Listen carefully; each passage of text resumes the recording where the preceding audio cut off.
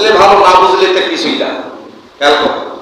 আমার আল্লাহ রাব্বুল আলামিন বলেন, وَإِذَا لَقُوا الَّذِينَ آمَنُوا قَالُوا آمَنَّا وَإِذَا خَلَوْا إِلَى شَيَاطِينِهِمْ قَالُوا إِنَّا مَعَكُمْ إِنَّمَا نَحْنُ مُسْتَهْزِئُونَ।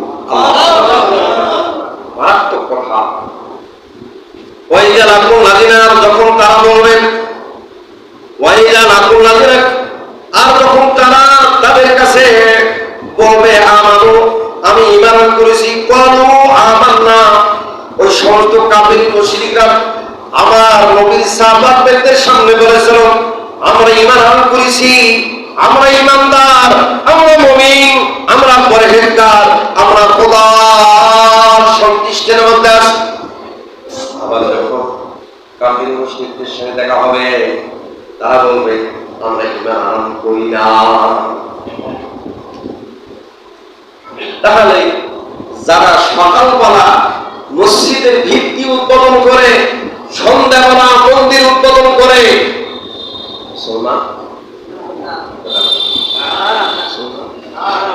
প্রশ্ন করতে পারেন যে আপনি সরকার প্রধানমন্ত্রী, এই দেশে সর্বধর্মের মানুষ বসবাস করে, তাহলে কি আপনার দায়িত্বের মধ্যে পড়ে না? হ্যাঁ, পড়ে পড়ে। সকল ধর্মের মানুষ মুসলমান ধর্মের কাছে এসে আশ্রয় যাবে, সব ধর্মকে আশ্রয় দেবে মুসলমান। কথা বলে ঠিক কিনা? সেক্ষেত্রে জায়েজ। তাই বলে এই নয় আপনি নিজেই সেখানে মশলা দিন, দাঁড়িয়ে থাকবেন।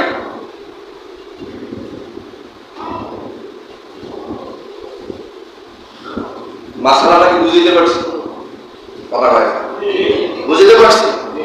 আপনার দায়িত্ব, আপনি একজন সরকারি কর্মকর্তা, আপনার দায়িত্ব আপনি যেটা করেন, তাই বলে এই নয় সেটা আপনি ভক্ষণ করুন, বুঝে নিতে হবে। এই কাফির মুশরিকরা নিজেদেরকে ঈমানদার যখন দাবি করে, আর যখন তারা কাফির মুশরিকদের সঙ্গে মিলিত হয়, ওয়াইদা ফালাউ ইলা শায়াতিনিহিম, আল্লাহু আকবার, ওয়াইদা ফালাউ, আর যখন মিলিত হয়, ইলা শায়াতিনিহিম, শয়তানদের সঙ্গে যখন মিলিত হয়। কার সঙ্গে? শয়তান কাকে বলা হয়েছে? কাফির মুশরিকদেরকে শয়তান বলা হয়েছে। কথা কয় না?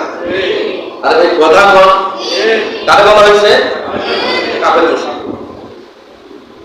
ওয়াইদা ফালাউ ইলা শায়াতিনিহিম, আর যখন শয়তানদের সঙ্গে যখন মিলিত হয়, ক্বালু, তারা বলে ইন্না মাআকুম, নিশ্চয় আমরা তোমাদের সঙ্গেই আছি, আমরা ঈমান করি নাই মুহাম্মাদের প্রতি, আল্লাহর প্রতি। নাউযুবিল্লাহ। তখন তারা প্রশ্ন করে, তাহলে মুহাম্মাদের পেছনে তুমি নামাজ পড়ো, এক ওয়াক্ত নামাজ কায়েদা করো না, কোন বয়ান ফেল করো না, সব বয়ান শোনো, সব কথা শোনো। তখন আব্দুল্লাহ বিন উবাই ইবনে সুলুল বলতেছে, নেতা, আমি যদি মুহাম্মাদের পিছনে না থাকতাম তাহলে তুমি কথা কেমনে পাইবা? মুহাম্মাদের কথা যদি না শুনতাম তোমারে কেমনে আমি কখন, তুমি কেমনে জানবা? আম্ম কথাটা লিডারি করো, লিডারি দাও না। এই হলো এক নম্বর লিডার। আমি যা যা উত্তন্ন হয়, যা যা কথা হয়, যা যা আলোচনা হয়, যা যা মুহাম্মদ বিক্রি করে সব তত্ত্ব পদ্ম আমি তোমাদের কাছে বলে দেই, তোমরা সেটা মক্কায় পাঠাও। তারপরে একদিন না একদিন আবার মুহাম্মাদের হাত থেকে মক্কা, মদিনা, মদিনা দখল হয়ে যাবে, আবার লাত মারা উজ্জ্বল কর্ম প্রতিষ্ঠিত হবে। জোরে করুন নাউযুবিল্লাহ।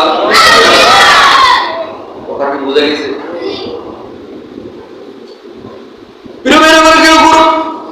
আমার আল্লাহ পাক বলে দিলেন, ওয়ালু ইন্না মাআকুম, কাফির মুশরিকরা যখন বলবো আমরা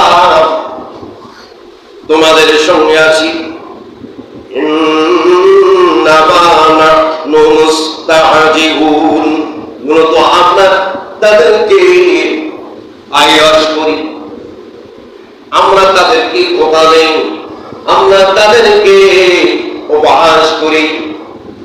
নাউজুবিল্লাহ বলি। এবার আমরা করুন, এই জন্য আজকে মুসলমান মার্কা, মুসলমান হইয়া মুসলমান সব পথ কাফের মুশরিকদেরকে সব দিলাম, সব কিছু বাইরে দায় দিচ্ছি। মাটির দেশের মাটি কত দিয়ে মনে হয় ভালো হয়, নিজের স্বার্থটাও সবচেয়ে বড় দেখি। সব জমির দেশের 18 কোটি জনগণের পকেট মাইরা, পকেট চুরি কইরা আজকে তারা টাকা চুরি কইরা দেশ পাচার করে বাইরের দেশে নিয়ে যায়। দেশের মানুষ আলু কিনতে পারে না, দেশের মানুষ চাল কিনতে পারে না, দেশের মানুষ আলু খাইতে পারে না, দেশের মানুষ চিকিৎসা করতে পারে না, দেশের মানুষ কথাও বলতে পারে না। কথা বলেন ঠিক কিনা? 100 টাকা ঢুকাইলে সরকার 30 টাকা পায়, 100 টাকা ফিক্সড নোট দিলেন সরকার 30 টাকা সঙ্গে সঙ্গে পায়, 500 টাকা ঢুকাইলেন 150 টাকা সরকার পায়, আপনি এমপি ঢুকাইলেন সেখান থেকে 30 টাকা সরকার পায়। তাহলে জনগণের উপর এত অত্যাচার জুলুম করার পরও কেন দেশের জনগণ খাইতে পারে না? কেন দেশের জনগণ কিনতে পারে না? কেন দেশের জনগণ বাজার করতে পারে না? কেন দেশের জনগণ চিকিৎসা করতে পারে না? কেন দেশের জনগণ মাথার মধ্যে 1 লাখ করে 3 লাখ করে আজকে যে শিশুটা জন্মগ্রহণ করলো তা কুড়িনের বোঝা সহিত হচ্ছে? কথা বলেন ঠিক ঠিক। আমার বন্ধুগণ, এই জন্য দুনিয়ার জমিনে যারা আজকে মুনাফিকি করতেছে, বেঈমানি করতেছে, মুসলমানের পকেট কাইটা, ইমানদারের পকেট কাইটা, আমার বন্ধুগণ আল্লাহ রাব্বুল আলামিন তাদের উদ্দেশ্যে বলে দিয়েছেন এদের হাসর নাসর হবে আব্দুল্লাহ বিন উবাই ইবনে সালুলের সাথে। সুরে কাম নাউজুবিল্লাহ।